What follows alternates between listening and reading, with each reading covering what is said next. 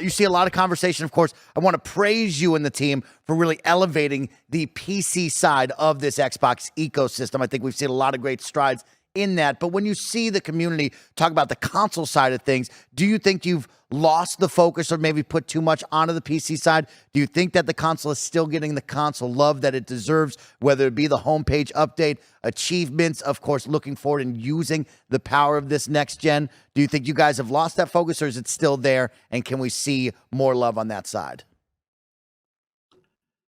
Well, we'll definitely continue to focus on making our console experience as great as it can be. I like the homepage refresh and some stuff. I will say, this might be disruptive as well.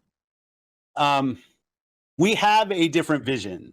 You know, Paris talked about this. It's play the games you want with the people you want, anywhere you want.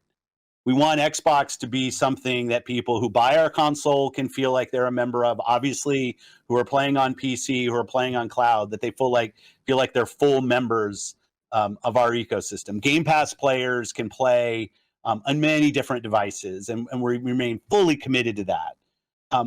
We're not in the business of out-consoling Sony or out-consoling Nintendo. There isn't really a great solution or win for us. And I know that will upset a ton of people, but it's just the truth of the matter is that when you're third place in the console marketplace and the top two players are as strong as they are and have, in certain cases, very, very discrete focus on doing deals and other things that will that kind of make being Xbox hard for us as a team. That's on us, not on anybody else. Our vision is that everybody who's on console has to feel like they have a great experience and they're a first-class citizen. They've invested a ton in our platform. But we are not in a position, and I see it out there. I see commentary that if you just build great games, everything would turn around. It's just not true that if we go off and build great games, all of a sudden you're going to see console share shift in some dramatic way. We lost the worst generation to lose in the Xbox One generation, where everybody built their digital library of games. So when you go and you're building on Xbox, we want our Xbox community to feel awesome. But this idea that if we just focused more on great games on our console, that somehow we're going to win the console race, I think doesn't really lay into the reality of most people. Like 90% of the people every year who walk into a retailer to buy a console are already a member of one of the three ecosystems, and their digital library is there. This is the first generation where the big games that they're playing were games that were available last gen. When you think about Fortnite and Roblox and Minecraft, like the continuity from generation to generation is so strong. I see a lot of pundits out there that kind of want to go back to the time where we all had cartridges and discs and every new generation was a clean slate and you could switch the whole console share. That's just not the world that we are in today. There is no world where Starfield's an 11 out of 10 and people start selling their PS5s. That's not going to happen. So what we have to do, and we have this unique vision because we see what creators want to do. Creators want to build games that can meet players on any screen. People play with their friends regardless of what other screen they're on. And the console is the core of the Xbox brand. There's no doubt. So like we will stay focused on making sure that console experience is awesome. But I know some people want to hold us up of just being a better green version of what the blue guys do. And I'm just going to say, like, there's not a win for Xbox in staying in the wake of somebody else. We have to go off and do our own thing with Game Pass, with the stuff we do with xCloud, and the way we build our games. Sorry. What's up, everyone? True Technical Gamer here. And yeah, there's going to be an interesting one. I'm a little late, I guess, to the game. This happened like 2 weeks ago in terms of this interview with Phil. I wanted to show the most controversial part, the main part that everyone has been honing in on. And I wanted to show the question as well as his response to put it in context. Before I get into it, let me just say I do appreciate the support for folks so far, but I'm really imploring you guys to help me out and do better. Please, if you are watching this video at all, like the video if you like it, dislike it, that's fine. Give me whatever feedback and give me some comments. You know, If you look, I generally respond to every single comment that I get. If it's a real meaningful comment, even if it's just to say thanks, I do try to do that. You guys are ultimately my motivation for this channel, and I need your support. I need you to kind of click the subscribe button, click the like button to help the YouTube algorithm make this channel grow. I'm doing this on the side in my very chaotic life.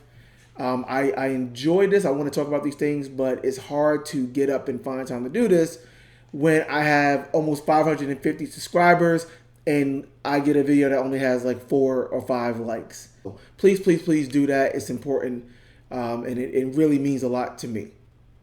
So with that said, let's get into this. So I wanted to set up with the question. So to put it into context, the question was essentially around the idea that Xbox has been treating the console like a second-class citizen. That was initially the grunt of the question, was asking Phil, hey, are we going to continue to see more investment in the console? And are you guys really still focused on the console? Now, why is he even asking that question, right? Let's be clear on this. It's because since Phil Spencer, head of Xbox, has been into his position as the head of Xbox, which happened, as some of you guys may recall, right before the Xbox One launch. After that whole debacle, when everyone cried foul on the initial unveiling of the Xbox One, Don Matrick was fired. He was the then head.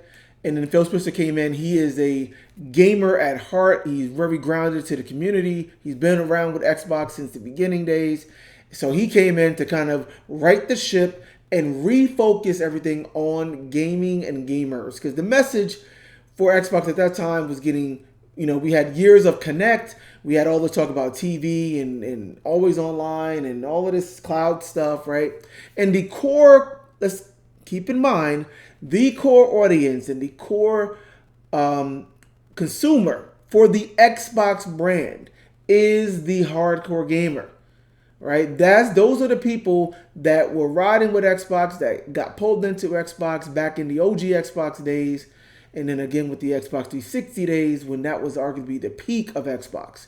It was those people that were spending money, waiting in line to buy the console, waiting in line to buy the next Halo game, the next Gears game, etc., etc.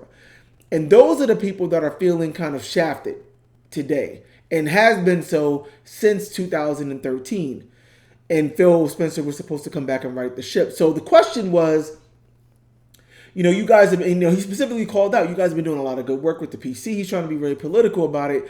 But the reality is, ever since Xbox essentially made every first-party game released on the console and the PC day and date, in a little way, it just kind of like diminished, it seems like, the importance and the value of the Xbox console, right? And then we saw, now with the series, we got a Series S, which is a lower end box that developers have to cater for.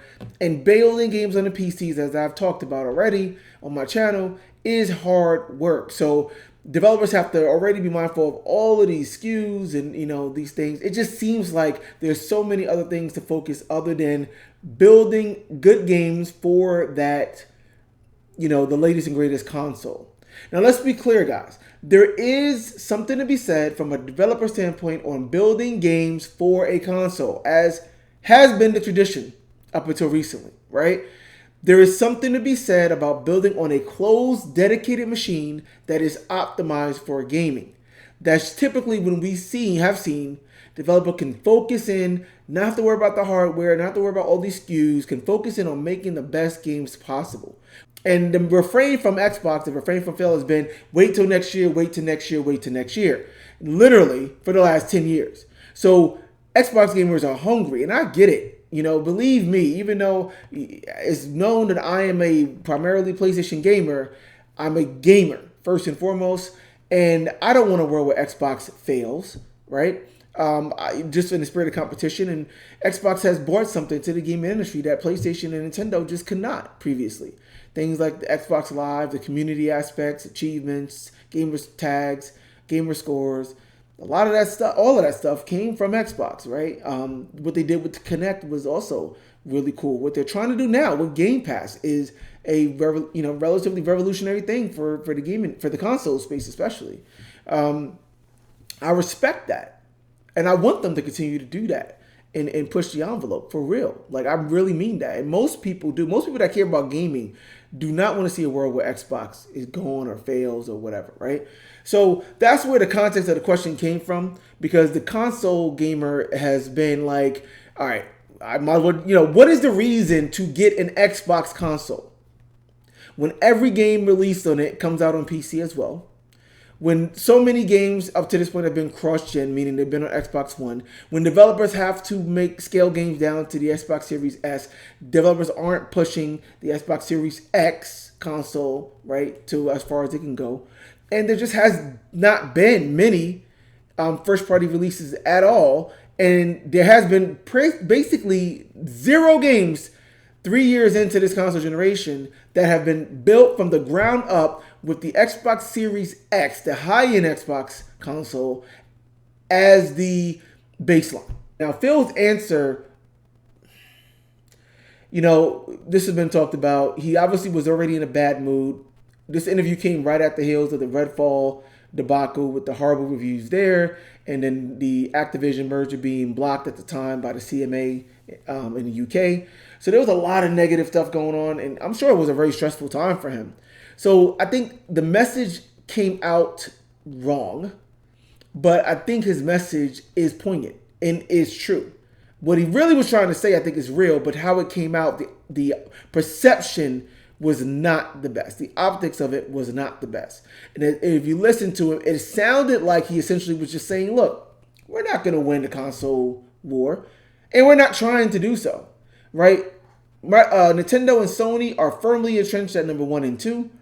And, we might have had a chance if we would have been able to do better with the Xbox One. That was his whole comment about they lost the worst generation there was to lose. Because what he's saying is that from Xbox One and PS4 generation on, we're not going to see these console resets every generation, right? We're going to see the continuation of digital, primarily digital libraries move forward, every console going forward. So every Xbox will have to support at least back to Xbox One. And every PlayStation going forward will have to support at least back to PlayStation 4. That's what he's suggesting is the era that we're in. And if we could do a full console reset, then they might have a chance to start fresh and start new, but that's not the reality. That's what he was saying. Now, that's true. That's true, right?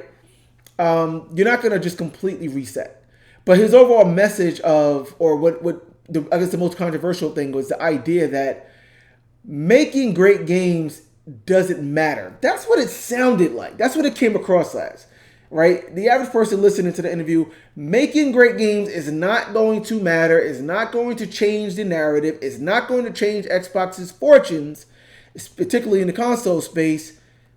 That's not really, what it's about. That's not really going to help the situation. And when you listen to that, if you're an Xbox fan, your heart sink, right? Because you're just like, are you giving up? How are you going to say they're making great games? This is what this has all been about for the last 10 years since you've been here, Phil.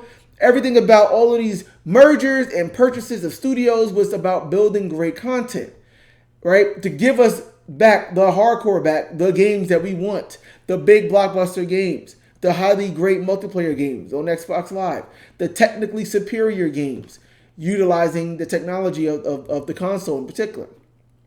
That's what we've been waiting for. Wait till next year. Wait till next year. That's what we've been waiting for. So what are you talking about? Well, again, didn't come out the best, but if you listen to what he's saying, he's absolutely right. Do great games matter? Yes, of course they matter. And if you listen to the full interview, he did say that of course great games matter. He's saying, is their number one motivation in making games in order to try to take the Xbox console business from number 3 to number 1? No, that's not their goal. And I think he's saying that's not the goal because he doesn't feel that's attainable. And when you think about it, he's kind of right.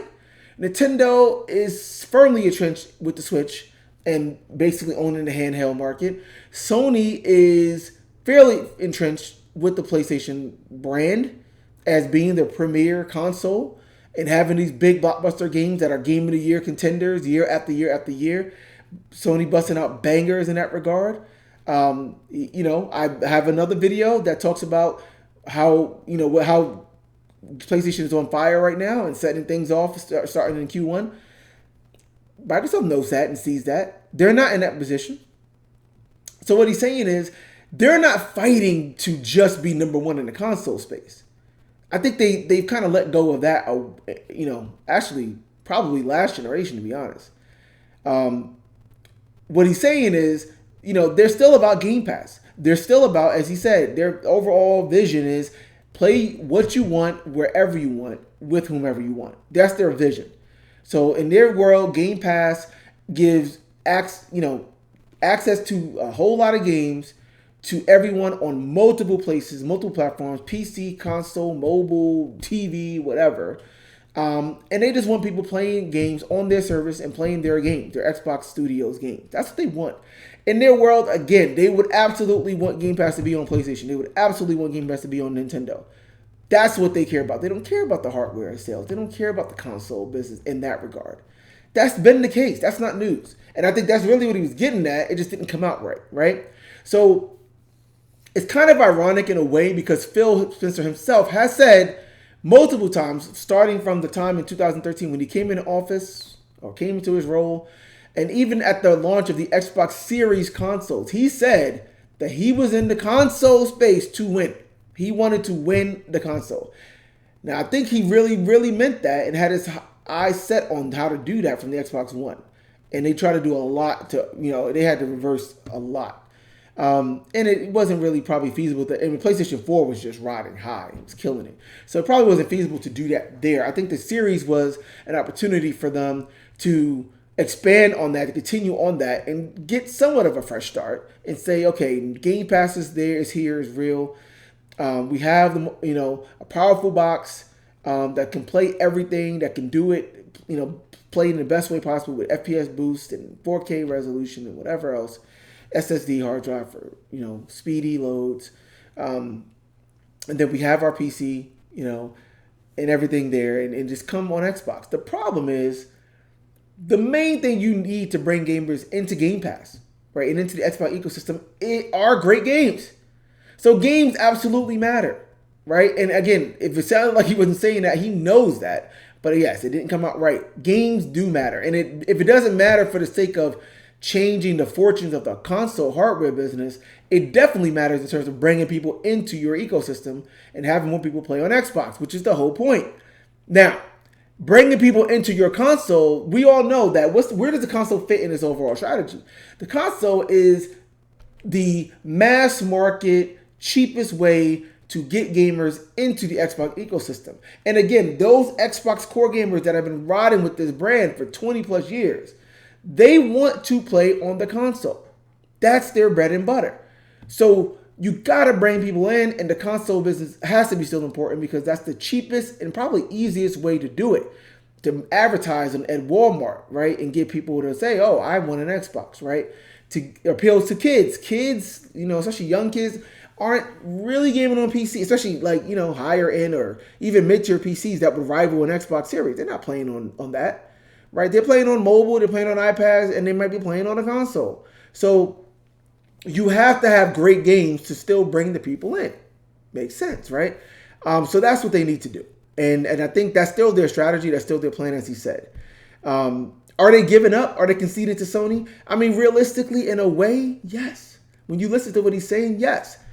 I don't think that the next Xbox, whether it's the Xbox Series XL Pro kind of thing or the next full generation Xbox, I don't think they're really going to change their core strategy in terms of, as he said, out-consoling Sony, right? Basically building a green version of the blue branded box.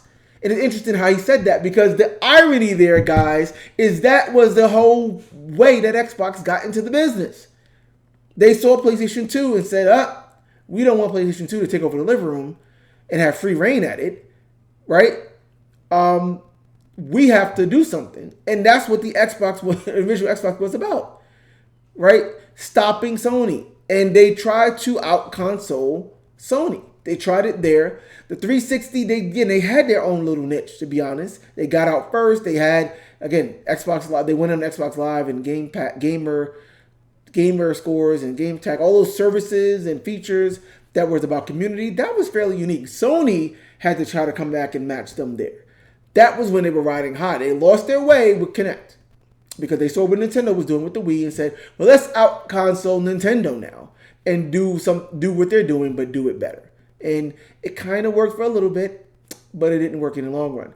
And then for Xbox One, they were going to do something radically different. And then they backtracked on all of that and then did what? They essentially made the Xbox One a green version with less horsepower, right? And higher price tag initially than the blue brand, than the PS4. They tried to literally make Xbox One a PS4 that was essentially black. That's what all of those the reverting of all of their policies was about. Phil, I think, picked up early on. They're not going to win that. They have never won that. Technically, the closest Xbox came was 360 era. They did win in the US and UK technically, but ultimately Sony still came back after being a year late, having a crazy high price, and all of the adversity they had with the PS3. Sony still came back and outsold the 360 with the PS3 worldwide. So they technically still didn't win that generation, but that's the closest they came, and they won the US and they won the Western markets for the most part. So they've never won, though. Xbox has never won. So I think that's absolutely true. You're not going to beat Sony at their own game. You're not going to beat Nintendo at their own game. So what he's saying is we need to do our own thing. Absolutely true. Game Pass is their own thing right now. That no one is doing it quite like them. They're uniquely equipped to do that. Great. But Phil, you still need great games, of course. And great games is not only going to bring more people into your Xbox ecosystem, it's going to reignite those core Xbox fans that have been riding with you guys for 20 plus years, that have been anxiously waiting for, the glory days of Xbox to return, that have still invested in buying a Series X or Series S console and trying to justify their purchase. There's no better way to do that than having great games that you can only play on Xbox. So Phil, I know you've gotten a ton of flack for this interview. Again, it came across as kind of heart-wrenching if you're an Xbox fan. I felt it, just like, whoa, what are you doing? What are you saying here, man? You're going to just give up? That's, you want to see that at least the company has the fight in them, right? And when the series was coming out, you did say, I want to win. I'm playing to win the console, race, so to speak. Do it in your own lane, but you're still trying to win. You're still trying to outsell Sony. You're still trying to get more people playing on Xbox than on PlayStation. Put it like that. However that is. Maybe not all just the hardware sales. We get that. But overall, you're not doing that now. No, more people aren't playing on Xbox because there's nothing to play. Right? Everything on Xbox right now is third party. We're the first party games. There's a handful here and there. But most of them, again, are like Hi-Fi Rush was a nice addition this year. That's it. Redfall was a debacle. No one's going to play that. No one's going to invest in Game Pass to play that game in its current state. It was not a quality product, right? And then Forza 5 and Halo Infinite. Forza 5 was great. Halo Infinite had its issues as well. We all know that. I mean, we just need the great content. And hopefully we'll see in June for the June showcase, but the roadmap doesn't look too great. We don't know. Hellblade 2 was announced almost 3 years ago, and it still doesn't have a release year. Like, what is going on with that? We've heard about all of these games. Perfect Dark and Fable and Avowed, right? And whatever. We know Gear 6 is coming. We know that New Forza Motorsport, the reboot, is supposed to be coming this year. We've seen that, but we still don't have an actual release date. Xbox is going to probably, especially with that attitude, right? They're going to probably remain third in the console race. I think that they're cool with that. They're fine being third in terms of their hardware sales as long as they can say there's more people playing on Xbox. They have 1 billion people playing on Xbox, playing Xbox Studios games on Xbox services and platforms. I think this year is going to be big for that. The June showcase, at least laying out a roadmap and having at least 1 or 2 big games still coming this year, 2023. Next gen exclusive series, console level, baseline and up. We need to see that. We need to see Hellblade. We need to see, Forza game. really, in Starfield, of course, really do work. I mean, set the game world on fire, whether in some way, whether it's from the gameplay being a great game, whether it's from the technology of finally validating and showing what the Xbox brand is about, basically kind of rediscovering their identity, the Xbox identity, which has been missing for a while now. Let's be honest, right? So hopefully this year, Phil, Xbox team, this is the year. You guys need to show and prove. I think if Xbox goes this year with another dud, lacking games, or games that come out, God forbid, if Starfield is a bust and it's just a mess and it's broken and it's buggy and it's just not a good game like Redfall. If Starfield is another Redfall, I do think that there will be some serious things happening at Microsoft or at Xbox.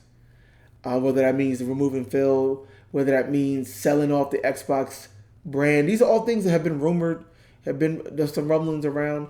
I do think we might see some serious stuff because Microsoft is tired of losing money on Xbox. That's a whole other thing I can go on, but that's what it comes down to. Microsoft is a corporate, billion-dollar company, multi-billion-dollar company. They look at Xbox as just business, and they want to see a return on their investment. And they haven't to this point, right? I mean, they've just been losing money with the Xbox brand. So that's where I think that's coming from. 2023, guys, time to show and prove.